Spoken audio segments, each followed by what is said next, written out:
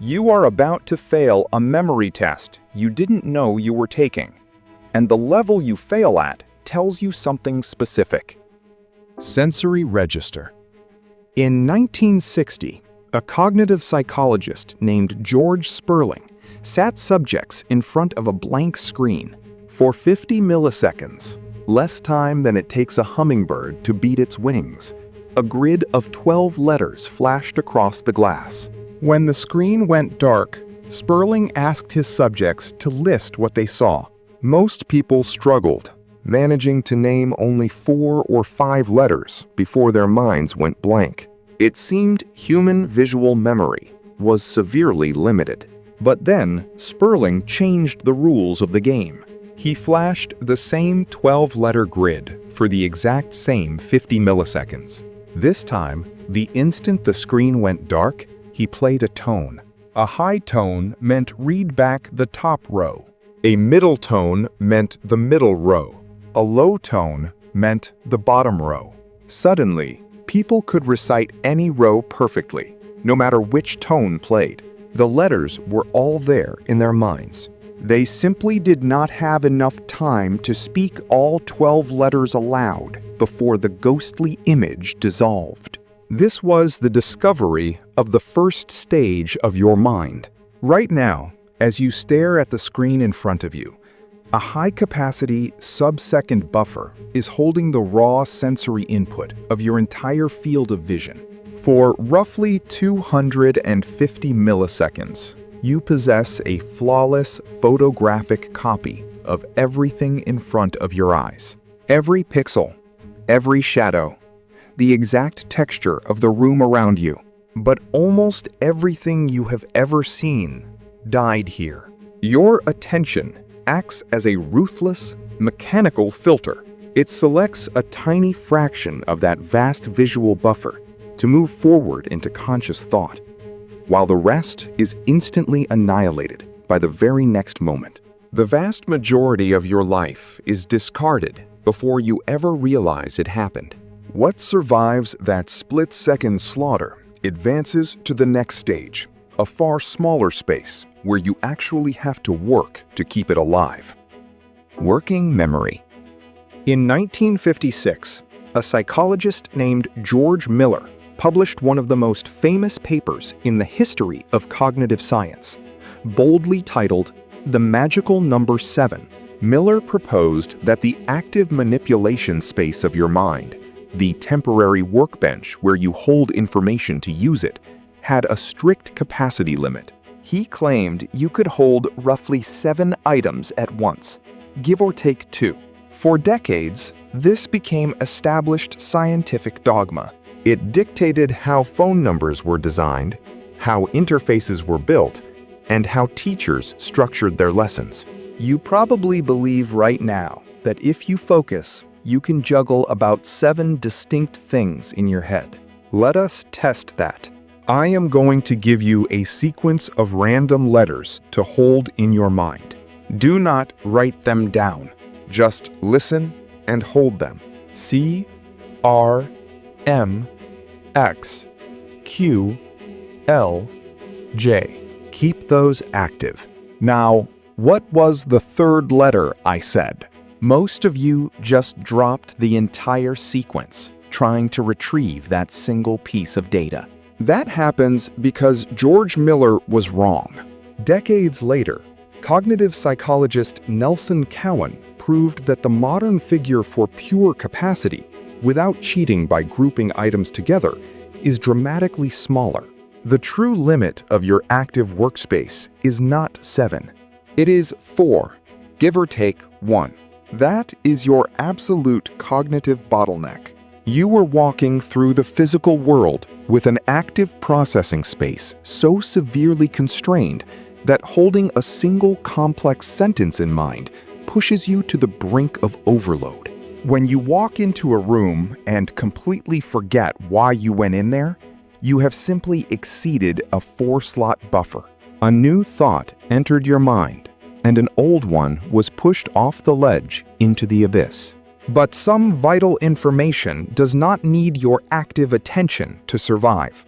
Some of it gets locked directly into your physical body, moving completely out of your conscious reach. Procedural memory.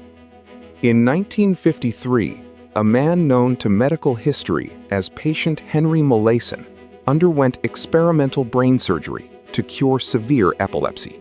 The surgeon removed large portions of his hippocampus. When he woke up, his seizures were largely gone, but he was permanently locked in the present moment. He could not form a single new conscious memory. If you introduced yourself, left the room, and returned 2 minutes later, he would greet you as a total stranger. But in 1962, researcher Brenda Milner sat him down in front of a mirror and asked him to trace a star by looking only at his reflection. It is an incredibly frustrating task that requires you to reverse all your normal motor instincts. On the first day, he made dozens of mistakes. On the second day, he was better. By the third day, he was tracing the star smoothly and flawlessly. Yet, when asked, he completely denied ever having done the task before in his life. He had no memory of the room, the mirror, or the researcher. But his hands knew exactly what to do. Your skill memory is encoded largely in your basal ganglia and cerebellum, entirely independent of the parts of your brain that record the story of your life. When you tie your shoes, type on a keyboard, or drive a familiar route home, you are relying on a deeply physical storage system that bypasses your conscious awareness entirely. You literally do not know how you do these things. If you try to consciously think about the exact sequence of muscle movements required to swallow a glass of water, you will likely choke. The knowledge is held in a dark room you cannot enter. You can only ask your body to perform the action and trust that it remembers. But the next stage of memory takes this disconnection even further, severing the facts of the world from the context of how you learned them. Semantic memory. You know that the capital of France is Paris. You know that water freezes at 32 degrees Fahrenheit. You know that a triangle has exactly 3 sides. But if you stop right now and try to find the memory of the exact moment you learned any of those facts, you will hit a solid wall. In 1972, cognitive psychologist Endel Tolving identified a massive structural divide in your mind. He separated your long-term memory into 2 distinct territories. One territory holds the rich, subjective episodes of your life. The other is a vast, cold database of decontextualized facts. This database is where knowledge goes when it is violently stripped of its origin story. Try to perform a search query on yourself right now. Try to remember the specific room you were sitting in, the exact face of the teacher, or the physical weight of the book you were holding when you first learned what a continent was. You cannot do it. The information has been entirely severed from the episode that delivered it. Your brain extracts the raw data it deems useful for survival and ruthlessly deletes the surrounding context to save storage space. You are currently carrying around a towering, encyclopedic model of reality, built from thousands upon thousands of lived experiences that you are completely amnesic to. You are quite literally built out of forgotten days. The foundation of your intelligence relies on this massive graveyard of deleted moments. You trust this semantic database implicitly, assuming the facts you pull from it are perfectly accurate reflections of the world. But as we move up the ladder to the next level of the system, you will discover that the very mechanism you use to recall the actual events of your life is engaged in an active, ongoing process of total fabrication. Episodic memory. Think of the last time you walked along an empty beach, or the last time you sat across a crowded room talking to a close friend. When you pull up that specific moment, you are not simply viewing a static, two-dimensional photograph. You are projecting your consciousness backward in time, actively reliving the temperature of the air, the precise pitch of the voices, and the unique physical geometry of the space. Cognitive psychologist Endel Tolving called this autonoetic consciousness, the profound human ability to mentally time travel. You assume this internal system works exactly like a video player, retrieving a secure file from a deeply buried vault and simply pressing play. But it does not. You do not retrieve your past. You actively and creatively reconstruct it, piece by scattered piece, entirely on the fly. And the most unsettling part is that you use the exact same biological machinery to do it that you use to invent the future. In 2007, researchers Demis Hassabis and Eleanor Maguire studied patients with severe damage to their hippocampus, which is the core engine of episodic memory. As expected, these patients could not remember their own pasts. But when researchers asked them to simply imagine a purely fictional scene, like standing in a museum or lying on a white sand beach, they hit a solid wall. They could not construct a cohesive future image. Their minds simply fragmented. This reveals the true nature of your personal history. Your memory of what happened to you yesterday is actively generated by the identical neural simulation engine you use to daydream about what might happen tomorrow. It is an act of creative imagination, rapidly assembled from isolated sensory fragments to give you the comforting illusion of a continuous self. It is a brilliant system for predicting what comes next, but it makes your actual past highly unstable. And when you face a truly shocking, emotional event, this creative engine goes into absolute overdrive, convincing you of an absolute certainty that simply does not exist. Flashbulb memory. Think about exactly where you were the moment you heard that the Twin Towers had been struck on September 11th, or when you learned about the start of the global pandemic. Bring that exact moment to mind right now. Notice how incredibly bright and sharp the edges of that memory feel. You can probably see the room you were standing in, remember exactly who told you, and recall the precise feeling in your stomach. In 1977, psychologists Roger Brown and James Kulik named these intensely vivid moments flashbulb memories, believing the brain had a special mechanism that took a permanent, high-resolution photograph of highly emotional events. Let us test that feeling. Rate your absolute certainty about the memory you just pulled up. You probably feel completely confident that your recollection is entirely accurate, but that confidence is a ghost. In 2003, following the September 11th attacks, researchers Jennifer Tallarico and David Rubin tracked down students and tested their memories of the morning they heard the news, alongside testing an ordinary everyday memory. They checked them again a week later, then 6 weeks later, and then almost a year later. What they found shattered the illusion of the perfect photograph. The details of the tragic flashbulb memory decayed and warped at the exact same ordinary rate as the everyday memory.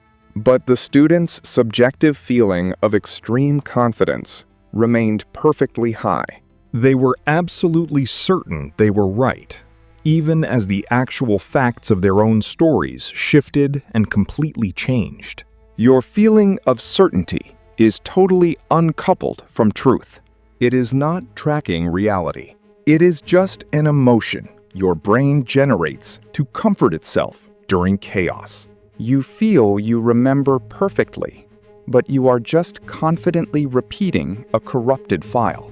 And when you realize that even your most vivid anchors are shifting in the sand, You are ready to hit the final, terrifying ceiling of the system. The reconstructive ceiling. Every single time you bring a cherished memory to mind, you naturally assume you are simply looking at it, like pulling a heavy book off a library shelf, reading a page, and putting it back completely unchanged. But you are not just looking at it. You are literally rewriting it. Memory is not a simple mechanism of storage and retrieval. It is a relentless, active process of destruction and recreation. When you pull up a memory, it immediately enters a highly fragile, unstable state. When you finally put it back, you do not store the original event. You store the memory of the very last time you remembered it.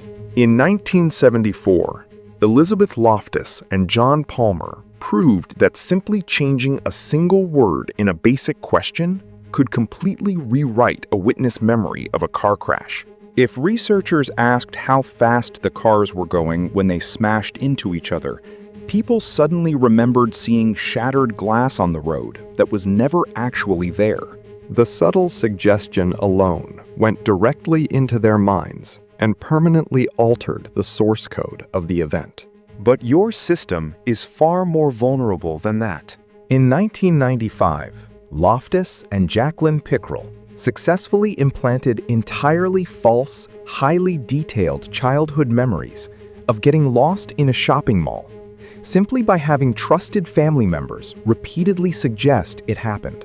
Over a quarter of the normal, healthy subjects not only fully believed the total lie, they began actively generating their own rich, vivid sensory details to fill in the fake story. Your brain genuinely cannot tell the difference between what actually happened to you and what it was powerfully suggested happened to you. Every recall rewrites the trace, aggressively layering new assumptions and new errors over the old ones. There is no original, pristine file buried deep in your mind to compare against. The absolute foundation of your personal identity is built on a shifting, fluid architecture of constantly rewritten drafts. Your entire past is a collaborative fiction, actively written by your attention, your imagination, and the people around you. You did not reach level 7. Nobody does. The top of the ladder is the discovery that the ladder was never storing anything. If this one landed, there is a companion to it. Same idea, taken somewhere stranger. It is on screen now.